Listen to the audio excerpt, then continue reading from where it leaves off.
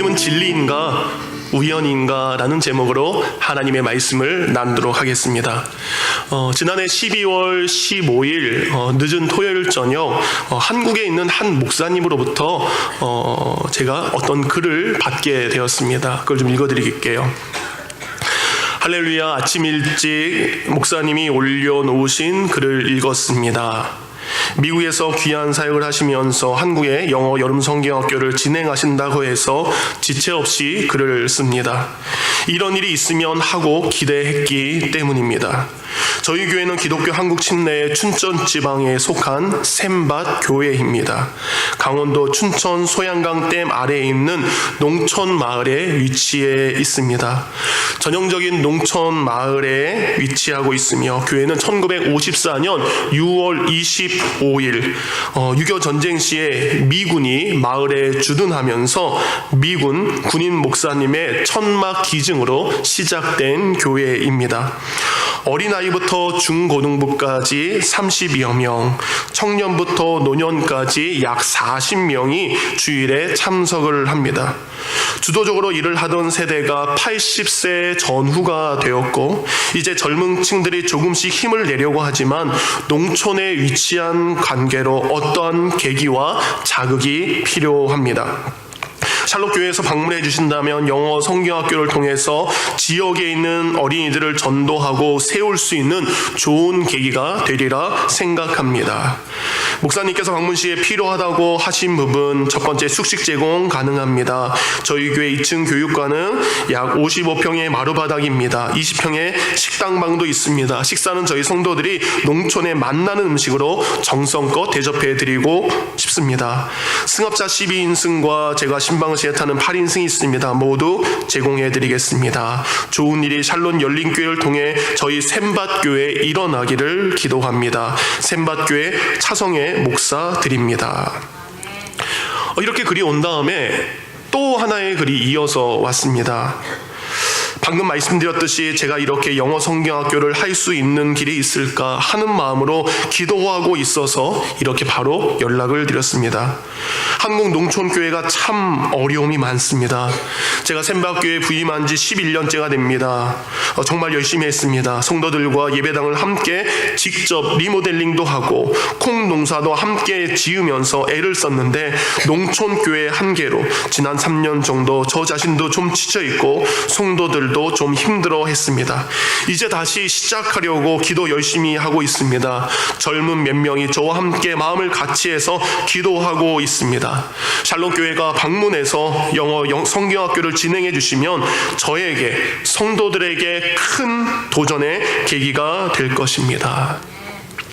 이 편지는 제가 작년 12월 15일 그날 단기 선교를 준비하면서 한국에 있는 침례교 총회 사이트 한쪽 구석에 있는 자유 게시판에 올려놓은 글이죠. 2019년 단기 선교를 준비하면서 한국에 대한 마음을 품고 우리의 작은 헌신이지만 그것을 정말로 필요로 하는 교회가 있을까?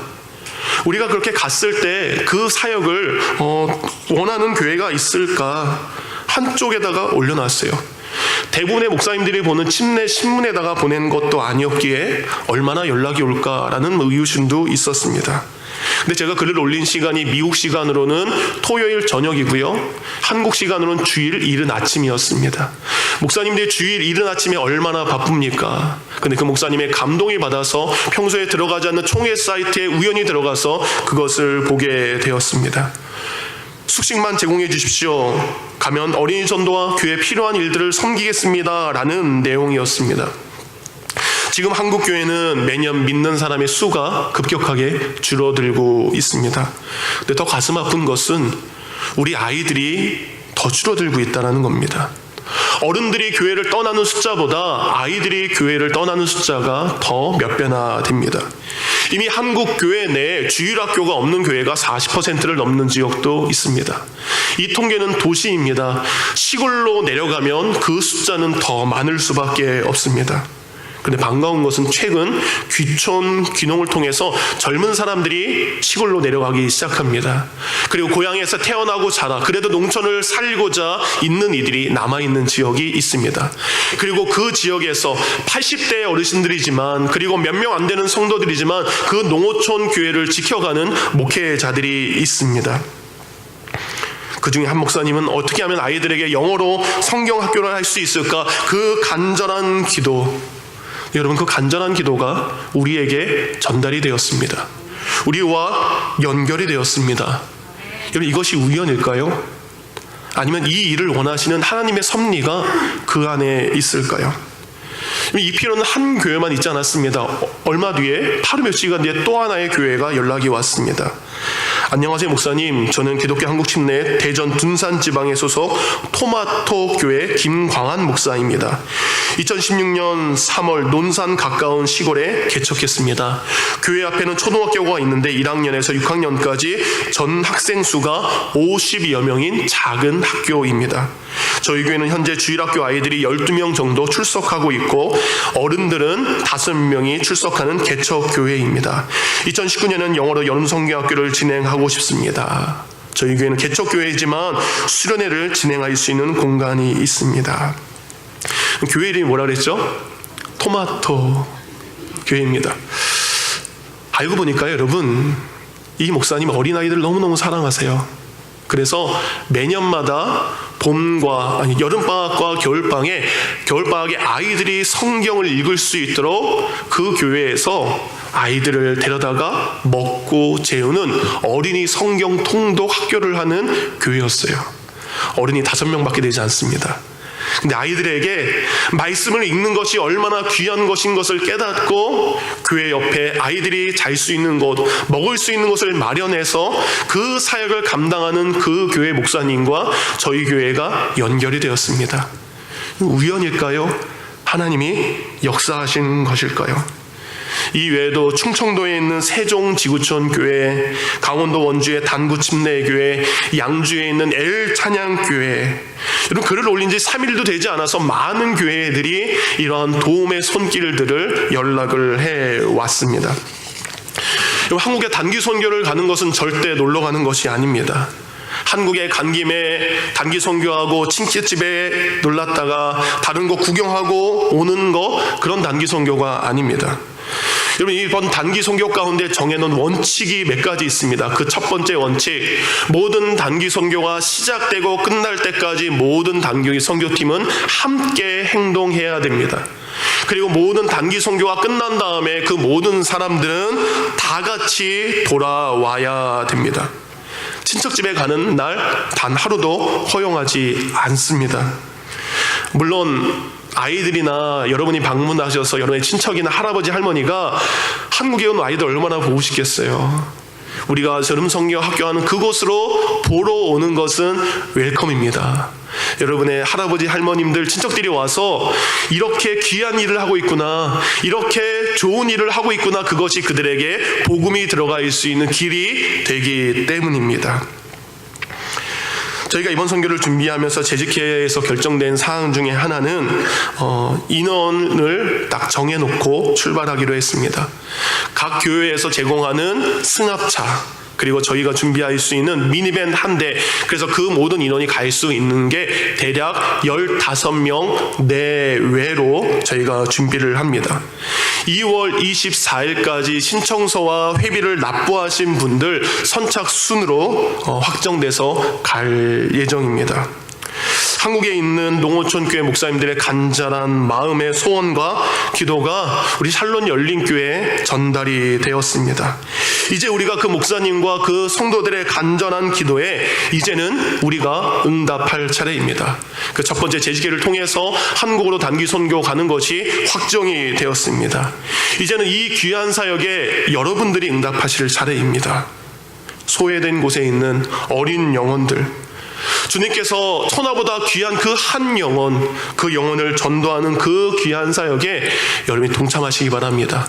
기도하시기 바랍니다. 그리고 관심 가져주시기 바랍니다. 여러분, 오늘 성경을 보아도요, 자신이 감당할 수 없는 어려운 문제와 그리고 고민 앞에 그것을 가지고 예수님께 찾아온 이들의 이야기가 그 안에 기록되어 있습니다. 이들은 자신들 앞에 있는 그 문제가 자신의 힘과 지혜와 방법으로 도저히 해결할 수 없는 것을 안 사람들입니다. 하나님, 나는 이것을 해결할 수 없습니다. 나는 이 문제 앞에 어쩔 수 없는, 아무것도 할 수 없는 인간들입니다. 그것을 고백하며 그들은 누굴 찾아왔습니까? 예수님을 찾아왔습니다. 그들은 고백합니다. 나는 할 수 없습니다.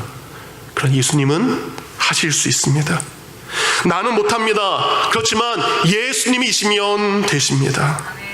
그 믿음을 가지고 예수님을 찾아온 이들입니다. 그랬을 때 그들에게는 하나님께서 허락하신 놀라운 은혜가 그들에게 임했습니다. 은혜라는 것은 말 그대로 원어에 보면 선물이라는 뜻입니다. 은혜는 누가 주는 선물? 하나님이 주시는 선물입니다. 곧 우리 하나님께서 그 하나님을 믿는 자들에게 값없이 주시는 가장 귀한 선물이 바로 은혜입니다. 여러분, 그 은혜는 그래서 어디서 오는 거죠? 하늘로부터 오는 겁니다. 여러분에게 하나님으로부터 오는, 하늘에서 오는 하나님의 선물이 여러분과 여러분 가정 가운데 풍성히 임하기를 원합니다. 네, 여러분, 그 은혜는 누가 받을까요? 그 은혜는 누가 잘 받을까요? 은혜는 잘 나가는 사람이 받지 않는 것 같아요. 은혜는 오히려 작은 사람, 연약한 사람, 부족한 사람, 소외된 사람, 아픔을 가지고 있는 사람, 갈급한 마음에 있는 사람, 그 사람들에게 더 넓게 열려있는 것을 우리는 보게 됩니다.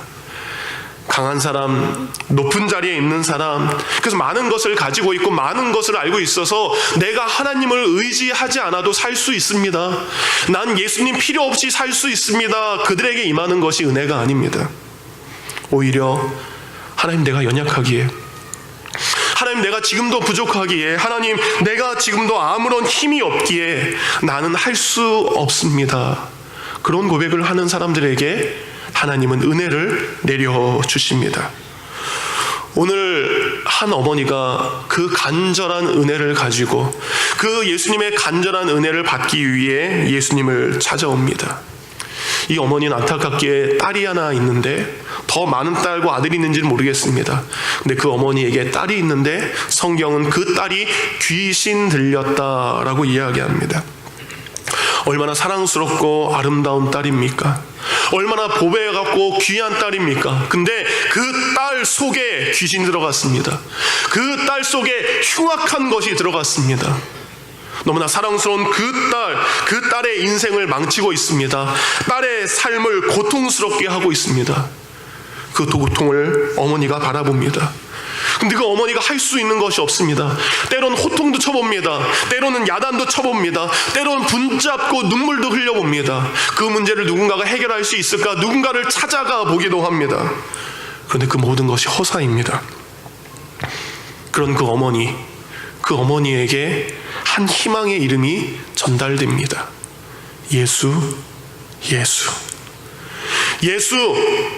예수란 이름을 가지신 분, 그분은 병든 사람을 고치는 이름이요, 악한 영에 사로잡힌 이들을 해방시키고 자유시키는 능력의 이름, 그 예수라는 이름을 이 어머니는 듣게 됩니다. 더 놀라운 것은 그 예수 그리스도의 이름을 가지신 그분이 바로 자기 동네에 오셨다라는 이야기를 듣게 됩니다. 여러분이라면 그 소문을 듣고 어떻게 하시겠습니까? 25절입니다. 한 여자가 예수의 소문을 듣고 곧 와서 발 아래 엎드리니, 지체하지 않습니다. 머뭇거리거나 주저하지 않습니다. 예수님이 오셨다는 소식을 듣자마자 그 어머니는 예수님이 계신 그곳을 찾아갑니다. 성경은 그 어머니의 반응을 곧이라고 이야기하죠. 얼마나 절박했는지 알 수 있죠. 얼마나 간절했는지 그것을 알 수 있습니다.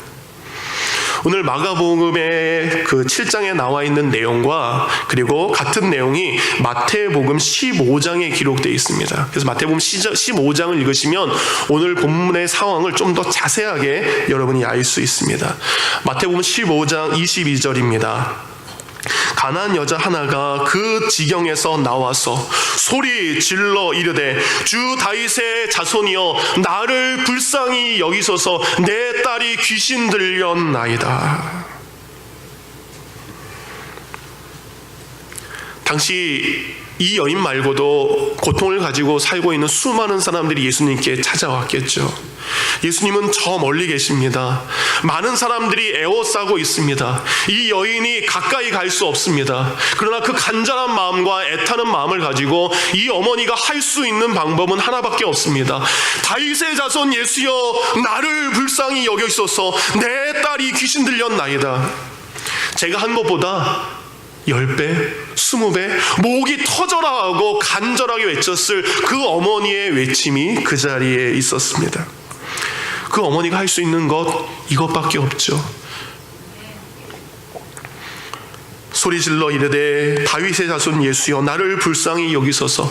예수님이 고개를 돌릴 그때까지, 예수님이 자신을 바라볼 그때까지 그 소리는 멈추지 않았을 것입니다.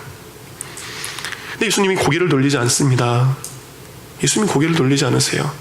그리고 제자들이 그 얘기를 듣고 예수님께 부탁하죠. 예수님 왜 못 들으세요? 예수님 저 이야기를 좀 들어보세요 라고 했을 때 예수님이 제자들에게 마태복음에 이렇게 이야기하십니다. 나는 이스라엘에 잃어버린 양 외에는 다른 데로 보내심을 받지 않았다. 그 여인은 이방인입니다. 예수님은 유대인입니다. 나는 유대인의 잃어버린 자를 찾으러 왔노라. 나는 저 여인의 외침에 관심 없노라 라는 말일 수도 있습니다. 이 여인의 간절함 앞에 예수님은 그런 이야기를 하는 거예요. 근데 이 여인은 포기하지 않습니다. 마태복음 보니까 다시 한번 소리 지르면서 예수님께로 갑니다. 그리고 예수님 앞에 무릎을 꿇습니다. 그리고 예수님 앞에 호소하는 것을 알 수 있습니다. 그렇게 관심 없다면 돌아갔어야 되는데 그 여인은 그 모든 장애물을 지고 예수님 앞에 갑니다. 그리고 무릎을 꿇습니다. 여러분 살면서 누군가에게 무릎을 꿇어보신 적 있으신가요? 무릎을 꿇는다는 것은 나의 자존심, 나의 자아를 상대방 앞에 포기한 상태입니다. 나는 당신 앞에 아무것도 아닙니다. 나는 비천한 존재입니다. 곧 어머니는 사랑한 딸을 위해서 자신의 자존심, 자신의 자아를 죽였습니다. 근데 은혜는 이때 시작됩니다. 은혜는 내가 죽었을 때 임하는 것이 하나님의 은혜입니다. 당시 유대 종교 지도자들 그들은 예수님을 반대했습니다. 예수님의 형제들, 예수님의 친척들조차 예수님을 믿지 않았고 누군가는 미쳤다라고 이야기했습니다.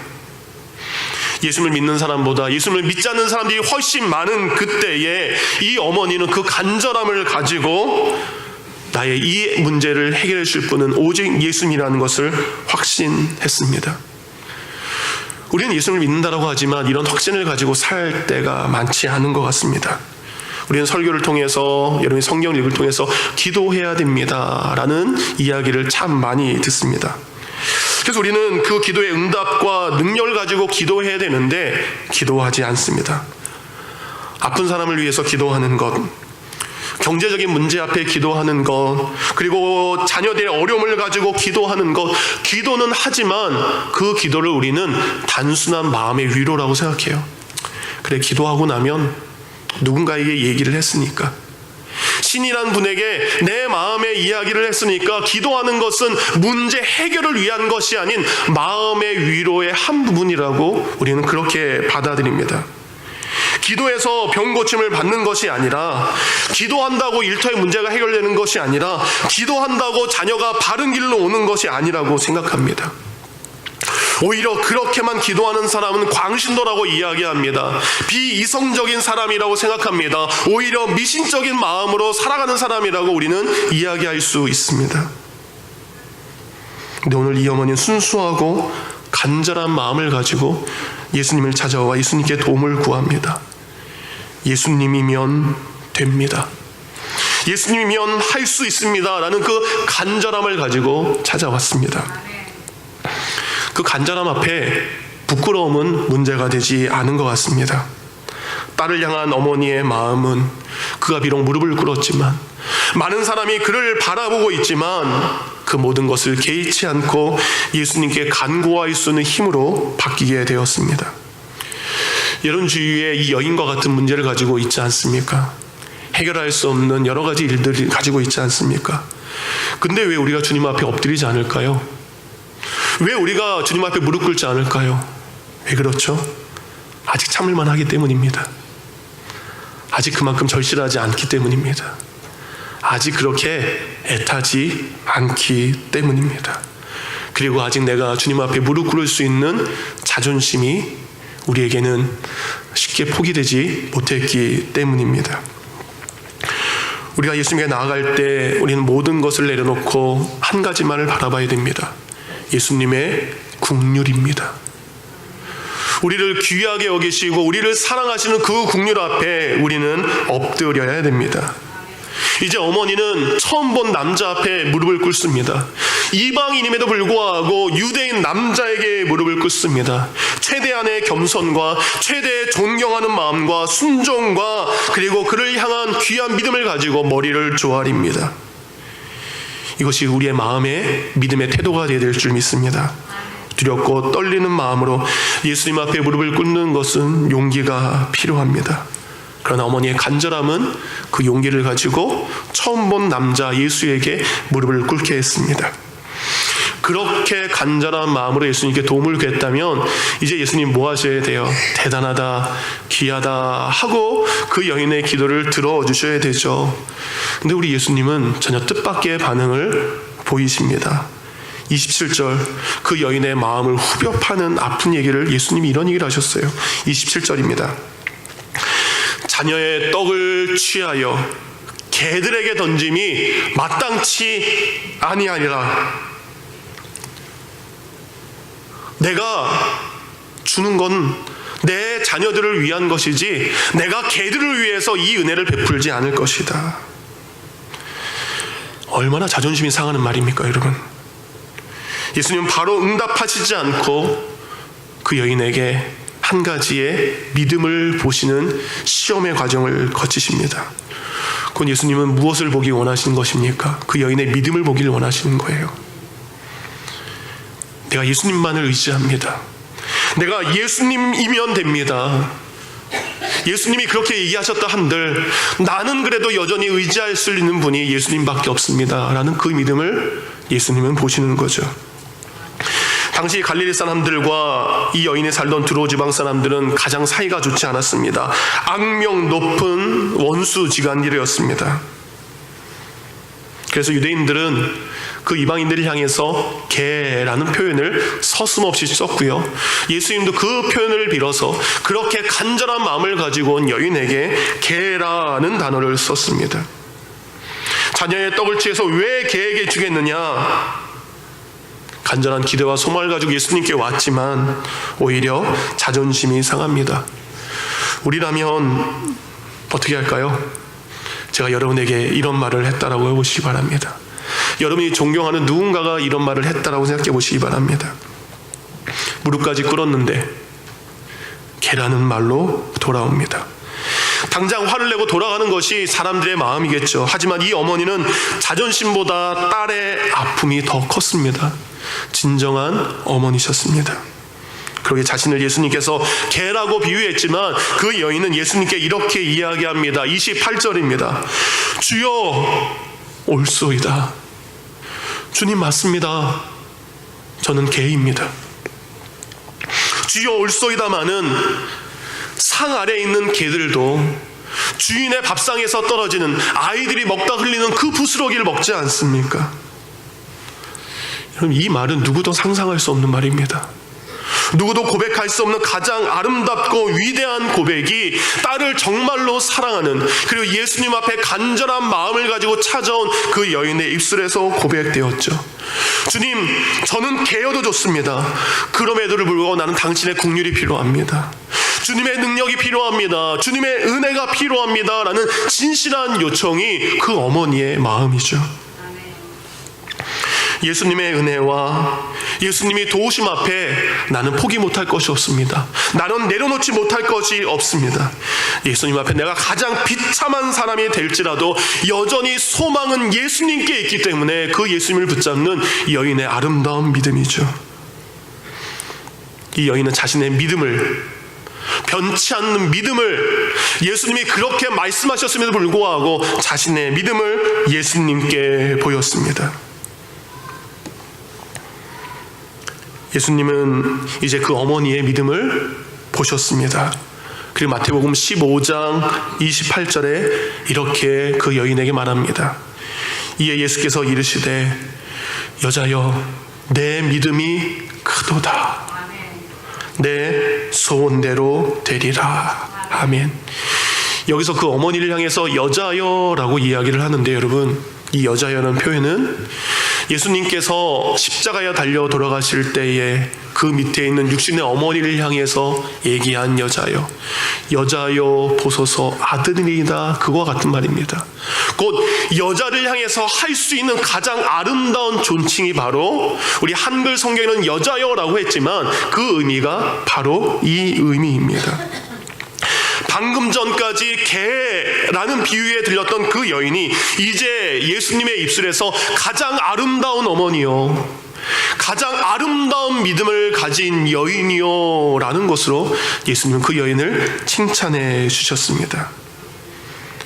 어머니, 당신의 믿음이 큽니다. 여인이여, 당신의 소원대로 될 것입니다. 29절이죠.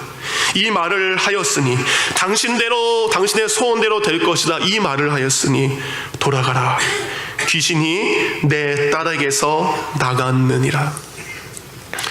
예전에는 딸을 보러 가는 발걸음이 비참한 발걸음입니다. 딸을 그 보는 눈에 눈물이 흘릴 수밖에 없습니다. 그러나 이제 예수님을 만난 그 여인은 희망을 가지고 집으로 갑니다. 기대를 가지고 집으로 갑니다. 이에 예수의 말씀을 듣고 이제 어머니는 딸에게 갑니다. 30절, 여자가 집에 돌아가 본즉 아이가 침상에 누웠고 귀신이 나갔더라. 아멘. 성경은 이렇게 말합니다. 이에 예수님의 말씀이 듣고 곧 예수님이 말씀하신 그 순간 아이의 병이 나았다라고 되어 있습니다. 돌아가 봤더니 아이를 힘들게 했던 더러운 것이 떠나갑니다. 내 인생의 가장 큰 문제가 해결되었습니다. 어머니의 간절한 믿음을 통해 딸이 고침받았습니다. 이것이 우연이었을까요? 귀신이 떠나갈 때가 돼서 떠난 것이었을까요? 아니면 애초부터 귀신 들리지 않았던 것일까요? 아닙니다. 여러분의 믿음은 이렇게 일어난 일을 무엇이라고 말하겠습니까? 예수님께서는 어머니의 간절한 믿음에 응답하셨습니다. 이 어머니의 믿음에 예수님께서는 그 믿음을 인정하셨습니다. 그리고 예수님은 그 어머니에게 놀라운 은혜를 베푸신 것이죠. 자신의 문제가, 자신의 어려움이 예수님께 전달되었을 때 예수님은 그 문제를 받으시고 그 믿음을 통해 은혜를 베풀어 주셨습니다. 이것이 진리입니다. 같은 성경 말씀입니다. 같은 성경 말씀을 누군가는 믿습니다. 그러면 믿는 성경 말씀은 진리로 역사하는 힘이 있습니다. 같은 성경 말씀이지만 믿지 않으면 그것은 역사하는 힘이 없습니다. 우리의 신앙생활 마찬가지입니다. 우리의 신앙생활이라는 것은 우리가 예수님 앞에 꿇어 엎드려서 나의 보잘것없음을, 나의 연약함을 고백하는 것입니다. 그리고 하늘의 은혜를 갈급하는 것입니다. 우리가 이렇게 믿음으로 예수님 바라볼 때 예수님은 그때 역사하기 시작하십니다. 그렇게 한 여인의 아픔을 해결하신 예수님은 다시 갈릴리 땅으로 돌아오십니다. 예수님께서 오셨다는 이야기를 듣고 또 사람들은, 아픈 사람들을 데려왔는데 이번에는 청각장애인, 귀가 먹었습니다. 말을 할 때 알아들을 수 없는 떠듬떠듬하는 사람이 있습니다. 사람들이 청각장애인 그리고 언어장애를 가진 사람을 데리고 예수님께 옵니다. 그는 세상과 단절된 사람이죠. 듣지 못하기 때문에, 말하지 못하기 때문에 그는 세상과 인연을 끊고 아무것도 하지 못하는 사람이었죠. 사람들은 다시 기적을 보고 싶어서 그를 데리고 옵니다. 근데 예수님은 특이하게 사람들이 보고 있는 그곳에서 그의 병을 고쳐주지 않으십니다. 다른 때는 사람들이 보는 앞에서 고쳐주시는데요, 오늘 성경을 보면 그렇지 않습니다. 예수님은 세상에 어떤 소리도 들을 수 없고, 그리고 어떤 것을 말할 수 없는 그 사람을 따로 한적한 곳으로 데려가십니다. 오늘 본문 33절입니다. 예수께서 그 사람을 따로 데리고 무리를 떠나사, 모든 사람 앞에서 행하는 것이 아닌 그 사람과 홀로 1대1로 만나게 됩니다. 그리고 예수님은 특이한 방법으로 그에게 이렇게 하시죠. 나와 있죠. 손가락을 그의 양귀에 넣고 침을 뱉어 그의 혀에 손을 대니라. 이게 잘 납득이 안 되시죠? 송교 집사님 잠깐 나오시기 바랍니다. 나오시면 빨리 나오세요. 우리 이 전 세계로 이게 나가는 유튜브에 얼굴이 나오는 영광을 제가 드리도록 하겠습니다. 빨리 나오세요. 빨리 나오셔야 됩니다. 예수님이 어떻게 하셨는지 제가 한번 해보도록 하겠습니다. 빨리 올라오세요. 나는 듣지 못하는 사람, 말을 해도 잘 못하는 사람. 예수님께서 어떻게 하셨어요? 손가락을 귀에 쾅 넣으셨는지 살짝 넣는지, 그 다음에 뭐 하셨어요? 혓바닥을 내미시기 바랍니다. 예, 이렇게 하신 거예요. 그리고 뭐라고 하셨습니까? 하늘 향해 이야기하십니다. 에바다, 열려라. 막혔던 거사, 그리고 묶였던 거사, 열려라. 근데 여러분, 사람들이 병든 사람을 데리고 왔을 때 안수하여 주시기를 바라고 라고 되어 있습니다. 보면 32절이죠. 예수께 나와 안수하여 주시기를 간구하거늘. 방금 송교 집사님 나왔을 때 머리에다 딱 써놓고 하나님, 이름 멋있잖아요. 예, 보기도 멋있잖아요. 근데 이게 침 바르고 귀 막고 얼마나 민망한 방법입니까? 그렇죠? 근데 예수님은 왜 이렇게 하셨을까요? 말씀으로 충분히 고칠 수 있습니다. 안수하여 고칠 수 있습니다. 근데 왜 예수님은 이런 방법을 택하셨을까요? 오늘 귀신 들린 딸을 가진 어머니의 믿음을 보셨죠. 이 사람의 믿음을 보시는 겁니다. 왜 예수님께서 이렇게 하셨을까? 우리는 내 방법으로, 내가 원하는 방식으로 문제 해결받기를 원합니다.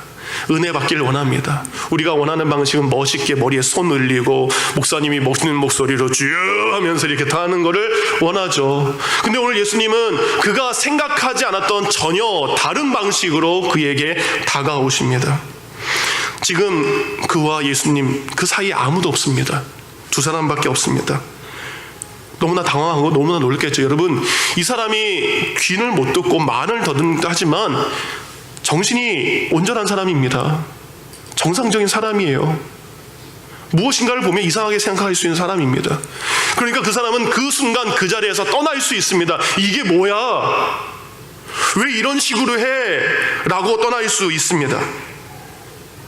이 사람은 그 방법이 싫고 이해할 수 없고 받아들일 수 없고 그래서 돌아갈 수 있습니다. 그런데 그 순간 그는 자신의 몸을 그대로 내어드립니다. 자신의 몸을 예수님께서 하시는 그 방법 그대로 맡겨드립니다. 예수님께서 특이한 방법을 쓰셨지만, 내 방법이 아닌, 내 생각이 아닌 다른 생각을 하셨지만, 그는 예수님의 치유를 믿었고 예수님이 고쳐주실 것을 믿었기에 그 자리에서 예수님께 모든 것을 맡긴 것을 알 수 있습니다. 우리의 생각, 우리의 방법, 우리의 이성, 그것을 뛰어넘어서 역사하시는 분이 우리의 하나님이시여 우리의 예수님이십니다. 이달재 집사님 우리가 모두 알고 있습니다. 의사가 이미 사망 선고한 날짜는 지난달에 지났습니다. 이날까지밖에 살지 못합니다 라는 그날 지났습니다. 암 말기에, 대장암 말기 때문에 사람들은 이야기합니다. 몰핀이 아니고는, 진통제가 아니고는 단 한순간도 그 고통을 참을 수 없는 고통인데, 의사는 신기합니다. 간호사들은 신기합니다. 왜 당신에게 통증이 없습니까? 이것이 우연일까요? 이것이 말씀을 믿는, 진리 안에 그 하나님의 뜻을 바라보는 사람에게 주신 하나님의 은혜일까요?